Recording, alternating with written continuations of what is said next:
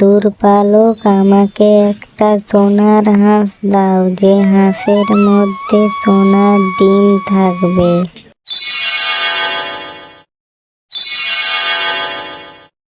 এ তো আশ্চর্য করা বিষয়।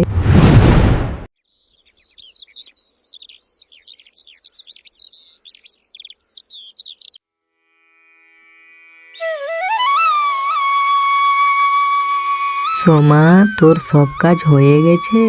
হ্যাঁ মামি, আমার সব কাজ হয়ে এসেছে, আর একটু হলেই সব কাজ হয়ে যাবে। তাড়াতাড়ি সব কাজ করে ফেল, এক্ষুনি তোর মামা এসে পড়বে। তখন তোর মামা ভাববে আমি তোকে দিয়েই সব কাজ করাই। ও মামি, মামা আসবে, আমি এক্ষুনি সব কাজ করে দিচ্ছি। তোর মামা আসবে শুনে মনে হয় তুই তো অনেক খুশি। হ্যাঁ মামি, মামা আমাকে অনেক কিছু এনে দিবে। হ্যাঁ ঠিক আছে ঠিক আছে, তাড়াতাড়ি সব কাজ করে ফেল তো। বাবা, তুমি আমার জন্য কি এনেছো?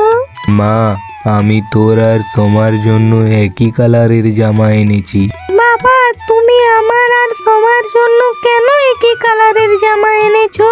আর আমি আর সোমা কি এক হলাম? ও তো পড়াশোনাও করে না, আর সোমা তো আমাদের বাড়ির সব কাজ করে, তাহলে তো ও আমাদের বাড়ির কাজের মেয়ে হবে। সোমা আমাদের বাড়ির কাজের মেয়ে নয়, ও আমার নিজের দিদির একমাত্র মেয়ে, বুঝলি? আর আমি ওকে কালকেই স্কুলে ভর্তি করে দেব, কাল থেকেই ও স্কুলে যাবে। তাও আমি ওই জামা পরবো না, ওই জামা পরলে আমাকে সবাই ভিখারি বলবে। তোমার জন্যই মেয়েটা এত অসভ্য হয়ে গেছে। আর তুই তোমার ব্যাপারে এইসব আর বলবি না, বুঝলি? তুমি এইসব কেন বলছো? এতদিন পরে বাড়িতে এসেছো, কোথায় মেয়েটাকে একটু আদর করবে না, শুধু বকছো। বাবা, তুমি আমাকে তোমার জন্য এরকম বলছো? আমি জামাই নেব না, আমি চলেই যাব। রে তুমি, তোর মন খারাপ কেন রে? কি রে সুমি, তুই এখানে কি করছিস? আমার একটাও জামা লাগবে না, সব জামাই তুই নিস, ঠিক আছে? তাও তুই মামার সাথে রাগ করে থাকিস না রে বোন আমার, মামা যে তোকে অনেক ভালোবাসে রে। তোর জন্যই বাবা আমাকে বোকা দিয়েছে, তুই আবার এখানেও চলে এসেছিস, যা এখান থেকে। এরকম কেন বলছিস রে? আমি তো তোকে আমার ছোট বোনের মতো ভাবি, তুই আমাকে এরকম বলছিস? সের বোন? হ্যাঁ, তুই হচ্ছিস আমার মায়ের চাকরানি, আমার মা যা হুকুম করে তুই সেটাই শুনিস। এখন আমি টুম্পার সাথে খেলছি, তুই এখানেও চলে এসেছিস, তুই কি আমাকে কোথাও শান্তি করে খেলতে দিবি না? তুই এখান থেকে চলে যা, যা।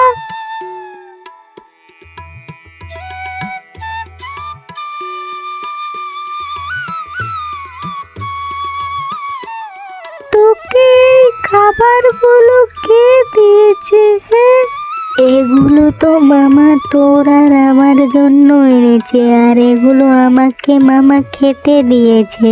তাই বলে তুই আমার বাগেরটাও নেবে? আমি এগুলো তোকে কিছুই দেব না। এই বলে তুমি সব খাবার নিয়ে সেখান থেকে চলে যাই। নিস না বোন, আমার যে খুব খিদে লেগেছে।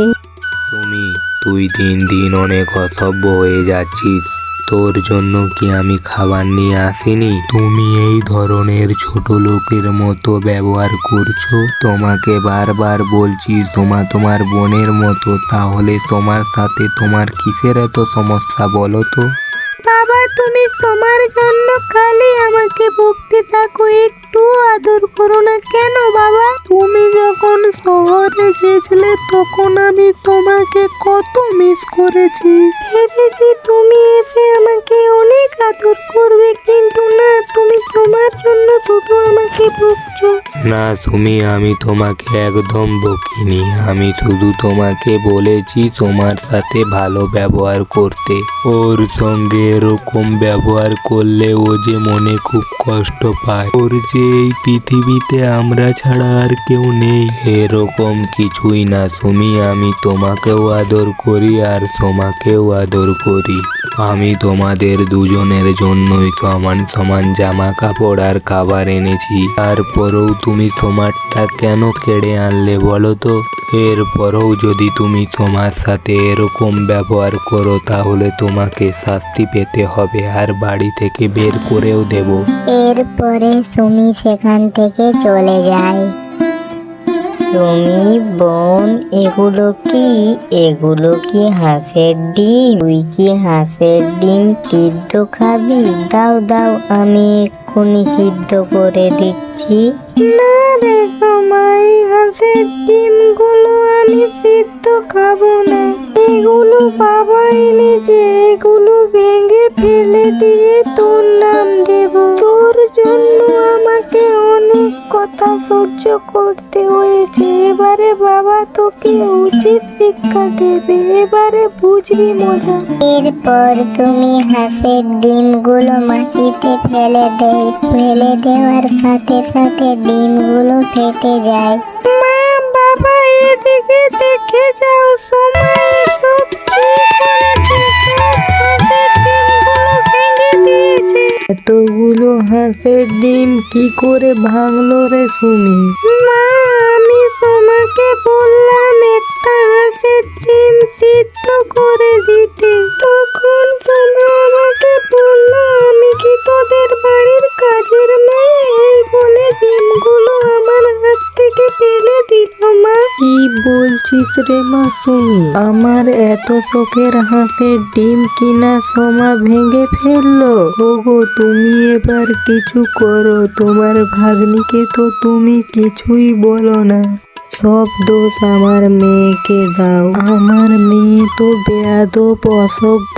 তুমি যদি তোমার ভাগ্নিকে না কিছু বলো তাহলে আমি এক্ষুনি আমি আর আমার মেয়ে বাড়ি থেকে বেরিয়ে যাব। তোমা, তোকে আমি আদর করতে করতে একদম মাথায় তুলে ফেলেছি। আমি তোর থেকে এটা কখনো আশা করিনি। যা, তুই আমার বাড়ি থেকে বেরিয়ে যা। মামা, আমি এইসব কিছুই করিনি। সুমি মিথ্যা কথা বলছে। মামা, তুমি ওর হাতের থেকে ডিমগুলো ফেলে এখন আমাকে দোষ দিচ্ছে। মামা, আমি এখন কোথায় যাব? আমার তো কোথাও যাওয়ার জায়গা নেই। আমি কিছু জানি না। তোর জন্য আমার মেয়েকে আমি অনেক বকেছি। তুই আমার চোখের সামনে থেকে চলে যা। এবং বনের মধ্যে গিয়ে বসে বসে কান্না করতে থাকে। মামা আমাকে বিশ্বাস করলো না। কি হয়েছে মিষ্টি মেয়ে, তুমি এই জঙ্গলে বসে কান্না করছো কেন? আমাকে বলো। তারপর পরি জাদু করে একটা পালক এনে দেয়। তোমার এই পালকটা তুমি নিয়ে গিয়ে তোমার মামা বাড়ি যাও। কিন্তু পরি, এই পালকটা নিয়ে গেলে তো মামি আমাকে বিশ্বাস করবে না, আরো বোকা দিবে। না সোমা, তুমি পালক নিয়ে তোমার মামা বাড়ি গিয়ে দেখোই না, তোমার মামি একদম খুশি হয়ে যাবে।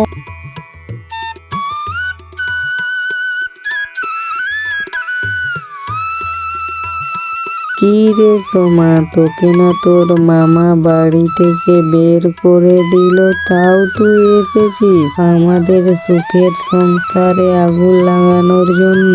মামি দেখো, আমি তোমাদের জন্য কি নিয়ে এসেছি। এই পালকটা দিয়ে তোমার যা ইচ্ছা তাই তুমি চাইতে পারবে, কিন্তু শুধুই একটা ইচ্ছা পূরণ করবে। তাহলে তুই আমার জন্য পালকের কাছে একটা সোনার হাঁস চা। যে হাঁসের মধ্যে অনেক সোনার ডিম থাকবে। সেই সোনার ডিম দিয়ে আমি বড় লোক হয়ে যাব। জাদুর পালক, আমাকে একটা সোনার হাঁস দাও, যে হাঁসের মধ্যে সোনার ডিম থাকবে।